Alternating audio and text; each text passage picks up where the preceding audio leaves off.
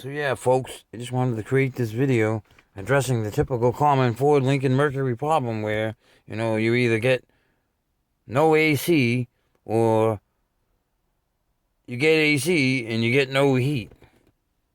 And it blows through at all times of the year. Well, anyways, I had that door blend actuator type of problem, and I decided to tackle it and try to take it on. And I can tell you this right now from experience, and I don't care if you're a seasoned mechanic, it's not that simple of a job like people describe. I've heard many things online from people like, oh, you can't do it this way, and you gotta do it this way, and it takes a little more time, but it's done the correct way, when really, you just get frustrated and want to start cursing, no matter which way you do it. If you remove the whole dash to get at this door blend actuator or whatever, okay, you're going to have hours of labor into a car that's probably worth $1,000 or $2,000 at the most at this time, possibly, in this day and age or whatever. Most people probably wouldn't even buy a car for $1,000 from somebody if they didn't have heat or they didn't have AC, because that's just how people are. People are fussy. They live in a wasteful, throwaway society, and they want luxuries and comforts, and they want it at a bargain price. So people don't understand, what it costs or the effort that's put into, having those luxuries. You need air conditioning to be charged.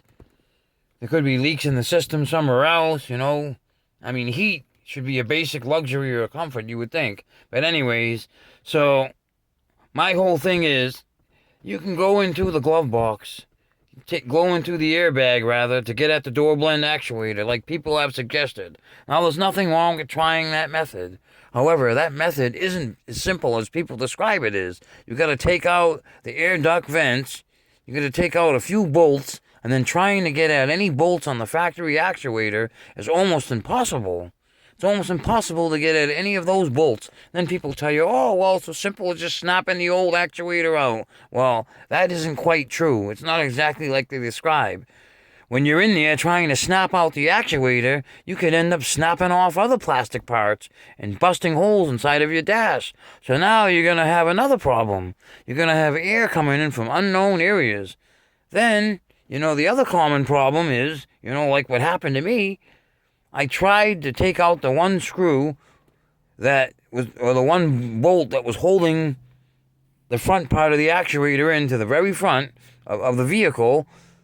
And even after I did that, when I tried to go and snap, like people suggested, I ended up snapping off the left side, driver's side bolt and the plastic housing that it screwed into off the bottom of the dashboard. So now that whole screw hole and mounting point was lost when I did it.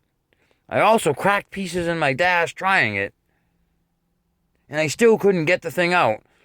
After about an hour of prying and screwing around and trying to figure out how I could get it out the rest of the way without busting up any more of my dash, which would seem like forever, I finally managed to get that old actuator out. However, it wasn't like anybody said. I cut off the tabs at the end, so now I had only one mounting point at this point. I had one screw that I could screw down, and that's it. The other part broke off on the left, then the one to the very back of the dash that was left, well, you can't exactly get at that. I don't care what anybody says. There's no access.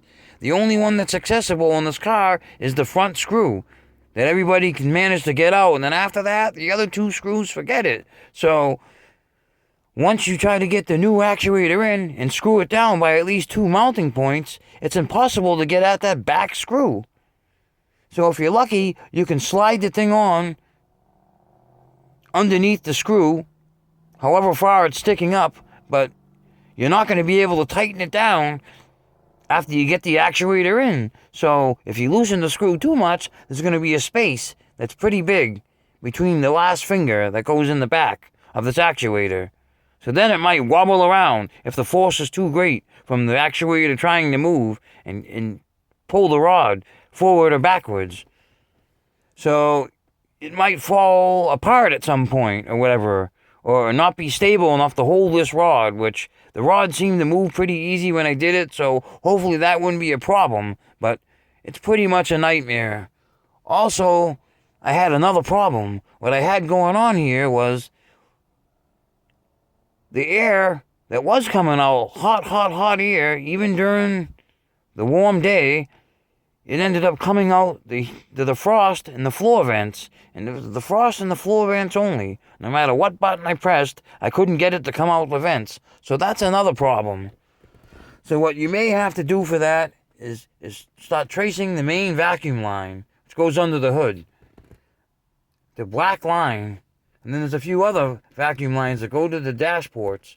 You might have to chase some of them down and see if they're creating vacuum to try to verify this, that you don't have a leak there.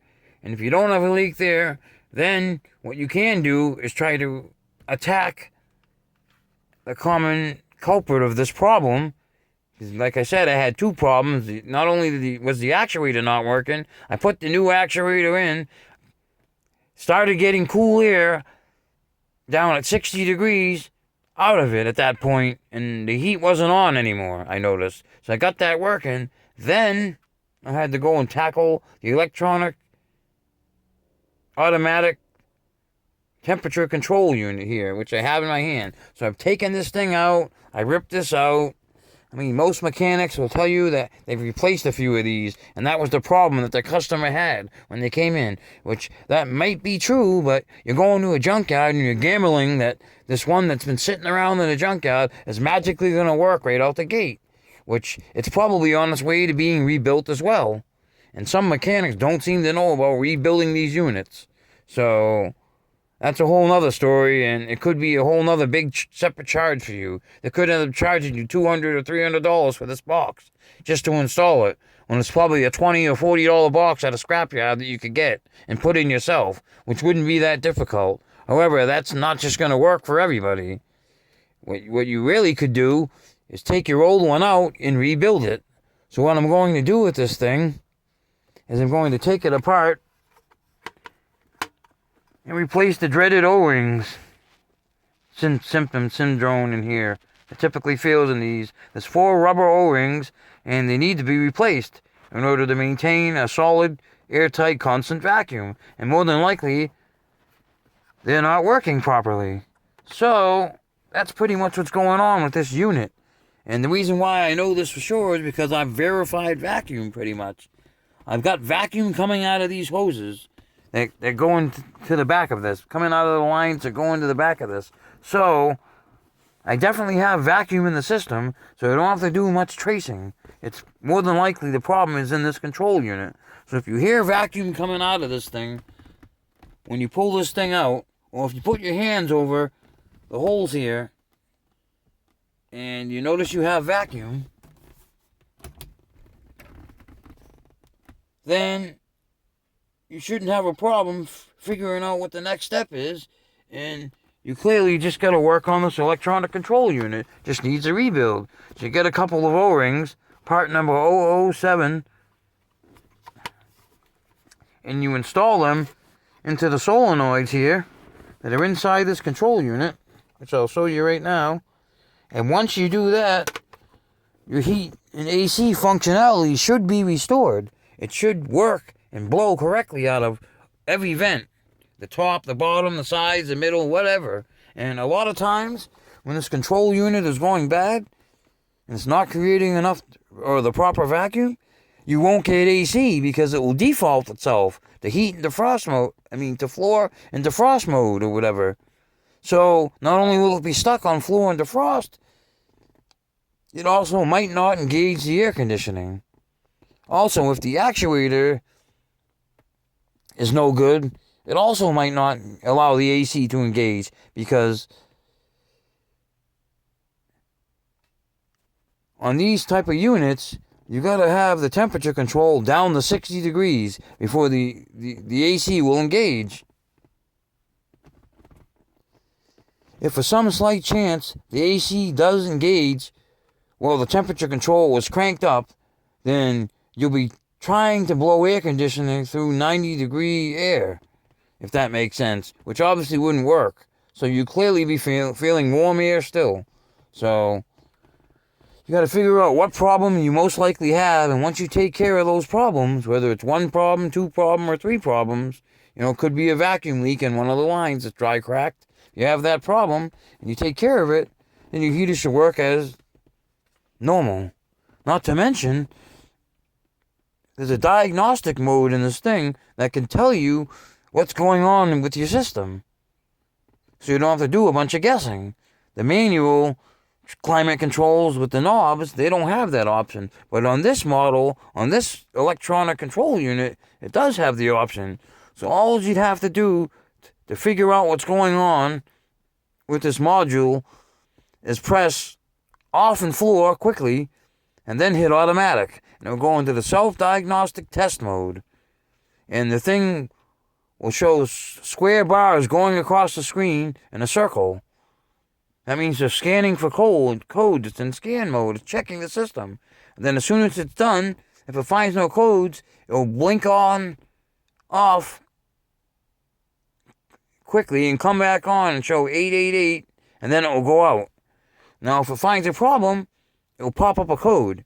And then once you pretty much can tell when it's done scanning, you hit the defrost and it exits the diagnostic mode. So basically, that's really all you got to do to figure out what your problem is. Now, if you figure out what your problem is, and you're able to repair it, then good for you. Hopefully this video pointed some of you in the right direction who have bought these types of vehicles, Crown Vics and Mercuries and Lincolns from like 1995 or 6 to like 2010 or rather even 2013 or 14 probably had these same type of problems. For some reason, the actuators seemed to shit out on these models for several years. I mean, they just kept running with the same system. You would think they would have improved upon it after so many years and fixed the problem that typically happen with these systems to make them almost bulletproof. But apparently Ford wanted you to have to spend more money. They wanted you to have to line somebody's pocket with $1,000, and I think that's just crazy. So all you got to do is look into this system and try and figure it out. I mean, if you still can't figure out what's going on or you have any questions and you're near my area, I could probably come to your area and diagnose the problem for you and repair the problem on site for you and take care of it. If you don't think you're inclined enough to do something like this. But, I mean, even for the mechanically inclined, this job isn't what people say it is. It's definitely not. It's not no walk in the park. There might be a way, or one way rather, that's easier than another way, but there's still both of the ways you tackle this, whether you rip out the dash or you rip out the airbag, tedious jobs. And when you rip out the airbag, it still can be pretty frustrating going in that way because you have like no room to work. You got to take out the duct vent. You might have to snap off one of the screws for the duct vent because it won't just come out. I mean, this is a real ball breaker. But so yeah, I'm gonna go inside and repair this with the O-rings I picked up from my local parts store. They have them right in stock at O'Reilly's, probably a few others. And once I do that, I'll get back to you folks and let you know if my